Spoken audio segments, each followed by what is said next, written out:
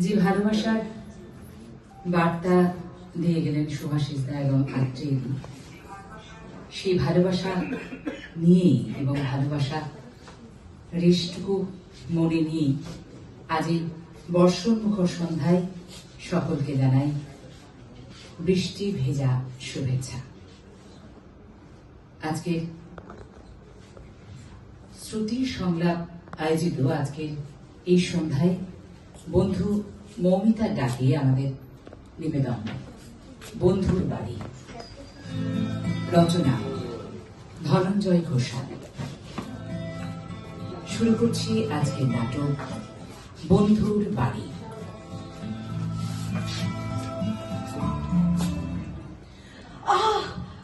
বাবা,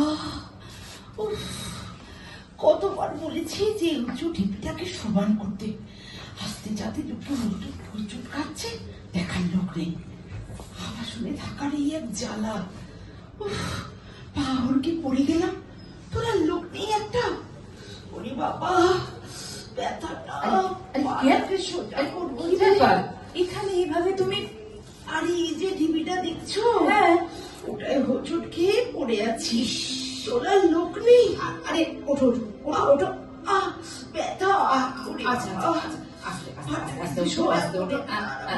আমার কাঁধের উপর এই যে ঝুমা, আমি পড়ে আছি দেখেও চলে গেল, একবার খোঁজ পর্যন্ত নিল না। ওসব পরে হবে কে? চলো ঘরে চলো, তোমায় পৌঁছে দিই। তোমার তো দোতলা টুবি, তাই না? হ্যাঁ, আমার 4 তলা। চলো, কি বলে যে জয়ী তোমায় ধন্যবাদ জানাই। ধন্যবাদের কিছু নেই, এটা তো স্বাভাবিক ব্যাপার। স্বাভাবিকই যদি হবে তবে ঝুমা এড়িয়ে গেল কেন? সবাই বুঝতে পারেনি তুমি মাটিতে পড়ে আহত হয়েছো, না হলে নিশ্চয়ই এড়িয়ে যেত না। হ্যাঁ, দাঁড়া দাঁড়া, এই যে এইটা এইটা আমার ফ্ল্যাট। আচ্ছা আচ্ছা, এসো এসো, বসো জয়ী।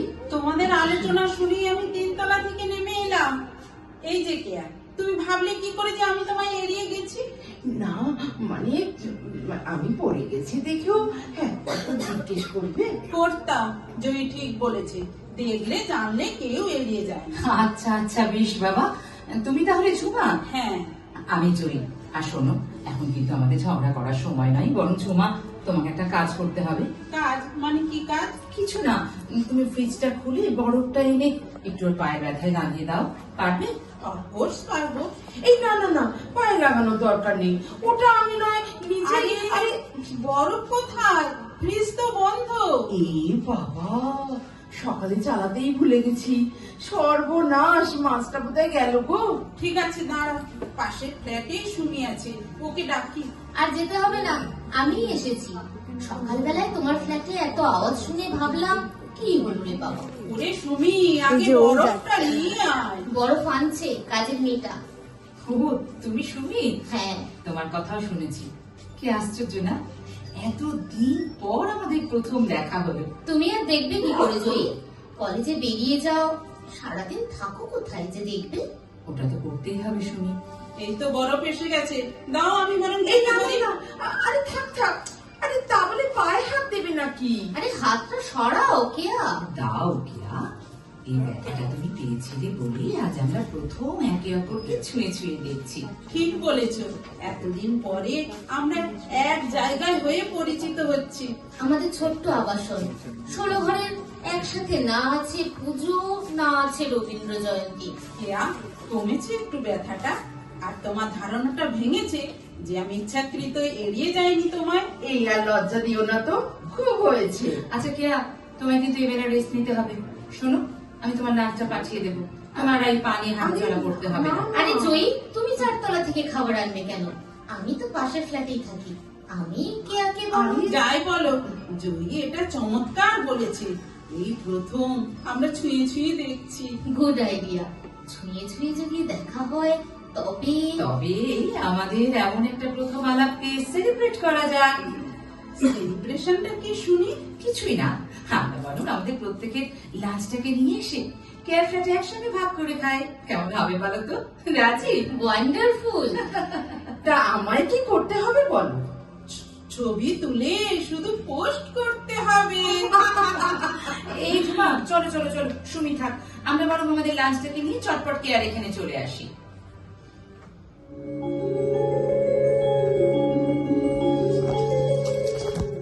সত্যি কি আর ভাগ্যিস তোর পায়ে লেগেছিল, না হলে আমরা যার যার তার তার নিয়েই তো থাকতাম বল। আমরা কেমন বন্ধু হয়ে গেছি না? সেদিন একসঙ্গে লাঞ্চ করে কি যে ভালো লেগেছিল। আরে বলা হয়নি তো, বিদিশা, সুমনার সাথী এসেছিল। ওরা এসে বললো আবার কবে একসঙ্গে লাঞ্চ হবে, জয়কে জিজ্ঞেস কর। ওয়ান্স ইন আ মান্থ, মাসে একবার এটা। তার সঙ্গে কিন্তু আমাদের ছোট ছোট কাজ করতে হবে। বিদিশা শুনেছি গান শেখায়, সাথী কবিতা বলে, ওদের নিয়েও আমাদের কিছু একটা করতে হবে। একদম, আমিও তো একসময় শ্রুতি নাটক করতাম। তা বলে ওই অছিলায় আবার তুই পুরনো প্রেমটাকে ডেকে আনিস না যেন। এ বাবা যা। তবে সামনের মাসে আমার আবার ওই যে শ্বশুর শাশুড়ি একসঙ্গে এসে উঠবেন এখানে। আমার আবার শ্বশুর আছে, শাশুড়ি নেই, এই বাঁচোয়া। আমি তো পারি না বাবা ওসব ঝামেলার থেকে। কিন্তু আমি ভাবছি অন্য কথা। কি শুনি? New idea like lunch. না, আচ্ছা, তোমরা তোমাদের বিবাহ বার্ষিকীতে নিশ্চয়ই কিছু এক্সপেক্ট করো হাজবেন্ডের কাছ থেকে। হ্যাঁ, আমার এবারে রাজস্থান ট্যুর, এটাই ছোট্ট চাওয়া। আমি বলেছি আর একটু সোনা যদি বাড়িয়ে দেওয়া যায় তাহলে। জানো, হাজবেন্ডরাও কিছু এক্সপেক্ট করে, কিন্তু বলতে পারে না। কেমন শুনি? এই যেমন তারাও চায় তাদের মা বাবাকে এখানে এনে নিজেদের সঙ্গে রাখতে। ওরা আসছেন বলে কেন আমরা বিরক্ত হব?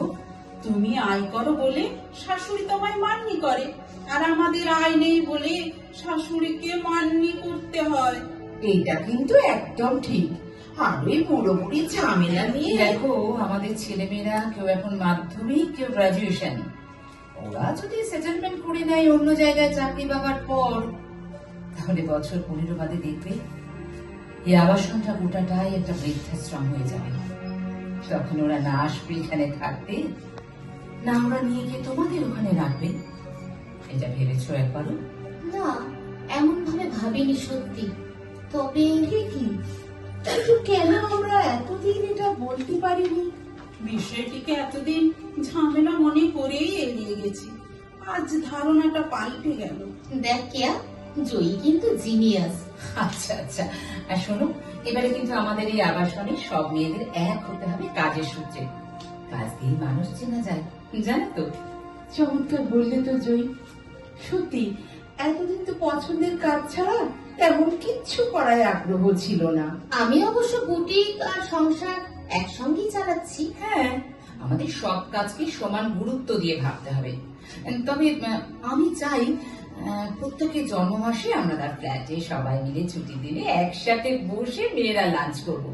আমাদের ছোটখাটো সমস্যা সেখানেই মিটিয়ে নেওয়া যাবে। দেখো জয়ী, আমরা সবাই এই আবাসনে যে যার মতো এসে উঠেছি। আসা যাওয়ার পথেই আমাদের মুখ চেনা চেনি। এই জন্যেই আমাদের আবাসনের ওই যে জয়ী বলল আমাদের একটা অনুষ্ঠান করতে হবে। ওই দিনই হবে আমাদের ফাউন্ডেশন ডে। চমৎকার। ওই দিনটাকেই আমাদের বাৎসরিক মিলন উৎসব দিন হিসেবে পালন করব। আর শোনো, স্বামীর সঙ্গে ফ্ল্যাটে উঠে আসা মানেই ধারণা হয়ে গেছে যে বাবা মায়ের কাছ থেকে ছেলেকে ভাঙিয়ে নিয়ে চলে আসা। আমরা কিন্তু এই ধারণাটাও ভেঙে দিতে চাই। আমরা গোপনে সেদিনই সবাই সবাইকার শ্বশুর শাশুড়ি যাদের যারা আছে তাদের উপস্থিত করে বড়িদের ডাক লাগিয়ে দেব। কথাটা কিন্তু গোপন থাকবে। গোপনীয়তা রক্ষাই কাজের মজা।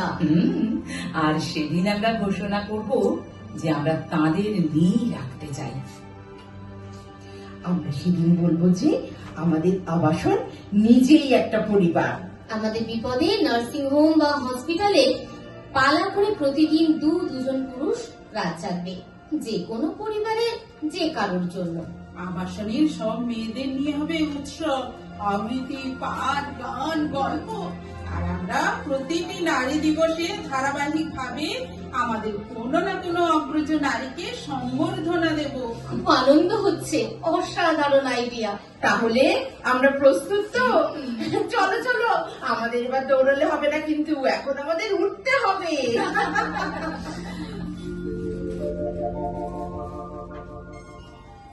যাই বলিস প্রিয়া, জয়ী আমাদের জাগিয়ে দিয়েছে। কি আছে বলতো ওর মধ্যে? হ্যাঁ রে ঝুমা, একদম ঠিক। আচ্ছা, তোর শ্বশুর এসেছেন দেখছি। আমার অবশ্য দুজনেই আসছে। এই তোরা এখানে কি জটলা করছিস আবার? আরে সুমি, এ কি বাবা মা তোমরা, মানে হঠাৎ কি ব্যাপার? এসো এসো, এদিকে এসো। কেয়া, ঝুমা, ওদেরও বাবা মা এসে হাজির। আসার কথা ছিল আমাদের শ্বশুর শাশুড়ি, কি যে হলো। এই সুমি, এদিকে আয়, তোর বাবা মা এসেছেন, আয় এদিকে। ওই তো জয়ী আসছে। ওরে শোন শোন, আজ তো গোল দিয়ে দিয়েছে, মানে আমাদের প্ল্যানটা কোথা দিয়ে লিক হয়ে গেছে। ওরা তলে তলে জড়ো হয়ে ওদের শ্বশুর শাশুড়ি মানে আমাদের বাবা মায়েদেরও গোপনে এনে গোল দিয়ে দিল। এরকম একটা গোল খেয়েও মজা আছে বল? চোখে জল আসছে রে। ওরাও ভেবেছে আমাদের মতো করে। না ভাবলে হলো কি করে? কে বলে আমার সঙ্গে প্রাণ নেই? ওরে এদিকে আয়, সর্বনাশ হয়ে গেছে। আমার কিসের সর্বনাশ? কানাঘুষো শুনলাম আমাদের বড়েরা এই অনুষ্ঠান শেষ হওয়ার পর সবাইকে নিয়ে চলে যাবে একটা বৃদ্ধাশ্রমে। ওখানে একসাথে ডিনার থ্রো করেছে ওরা। কি হলো জয়ী, জাস্ট আমাদের বলে বলে গোল দিল। কি করে যে খবরটা লিক হয়ে গেল কি জানো? সবাই মিলে ডিনার, ওই সব নিঃসঙ্গ মানুষগুলো কত খুশি হবে। কিন্তু শেষ গোলটা যে আমরাই দেব। আমরা এরপর কিছু আছে? আছে। কি রে সেটা? আরো নতুন কিছু? আমাদের হাজবেন্ডের দল টক্কর দেবার জন্য এটা করবে আমার কানে এসেছিল, তাই আমরাও চমক দেবার জন্য ডিনারের শেষে বৃদ্ধ বৃদ্ধাদের হাতে তুলে দেব বই। বই? হ্যাঁ বই, শ্রদ্ধেয় এপিজে আব্দুল কালামের লেখা উইংস অফ ফায়ারের বাংলা অনুবাদ। Wings of fire? হ্যাঁ, কোন ধর্মগ্রন্থ নয়, জীবন ও তার পাল্টে ফেলা ধারণার অপূর্ব প্রতিফলন এই বই। ওয়ান্ডারফুল। কে বলে জয়ী স্বর্গ নেই? সত্যি ভাবতে অবাক লাগে যে সামান্য একটা পায়ের ব্যথার ঘটনা থেকে আমরা কোথায় এসে পৌঁছে গেলাম। কোথায় আমাদের পৌঁছে দিল জয়ী। জয়ী যেমন আমাদের জিতিয়ে দিল, আমাদের হাজবেন্ডরাও জিতে গেল ওরই জন্য। আচ্ছা আচ্ছা, আর এবারে কিন্তু এই আবাসনটাকে নাম দিয়ে আমরা তাকে লাগিয়ে দেবো। না সত্যি তো, এখনো কেন আমরা নাম দিইনি আমাদের এই আবাসনটা? আমরা সবাই বন্ধু হলাম, তাই নামটাও সেই রকম হওয়া উচিত। তাহলে আমাদের আবাসনের নাম বন্ধুর বাড়ি। আরে দারুণ দারুণ হবে। নিঃসঙ্গ বোধ হলে চলে আসুন, আমরা আছি সবাই সবাইকার পাশে।